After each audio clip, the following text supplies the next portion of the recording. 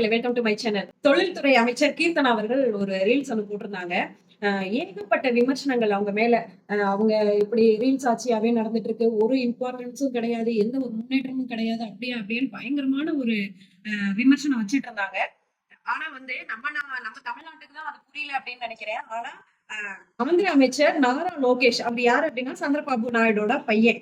அவரு வந்து ரொம்ப பெருமையா பேசியிருக்காரு. என்னன்னா இந்த ஜெனரேஷனுக்கு ஏத்த மாதிரி ஒரு அப்ரோச், அதாவது முதலீடு செய்ய வாருங்கள், தமிழ்நாட்டுக்கு வந்து முதலீடு செய்ய வாருங்கள் அப்படின்ற ஒரு விஷயத்த ரீல்ஸ் மூலியமா ஒரு புதுவிதமான ட்ரை பண்ணிருக்காங்க. ரொம்பவே நல்லா இருக்கு. சோ கண்டிப்பா வந்து தமிழ்நாடு ஒரு நல்ல முன்னேற்றத்துக்கு வரும் அப்படின்னு சொல்லிட்டு அவரு சொல்றாரு.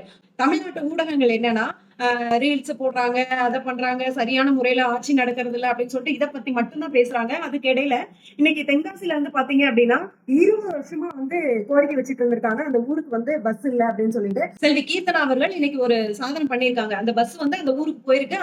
அந்த ஊர்ல உள்ள பொதுமக்கள் எல்லாம் அவ்வளவு சந்தோஷப்படுறாங்க. சோ இதை மட்டுமே ஹைலைட் பண்ணாம நல்ல விஷயங்கள் நிறைய பண்றாங்க. ரீல்ஸ் போடுறது தப்பே கிடையாது. இதன் மூலியமா நிறைய இன்வெஸ்ட்மெண்ட், அதாவது தமிழ்நாட்டுக்கு முதலீட்டாளர்கள் வந்தா நம்ம ஹாப்பியா தானே இருப்போம். அதை வேணாம்னு சொல்லிடுவோமா? இல்ல. நிறைய முதலீட்டாளர்கள் வந்தா தமிழ்நாட்டுக்கு நல்லது தானே. சோ அதையுமே நம்ம வரவேற்க தான் செய்யணும்.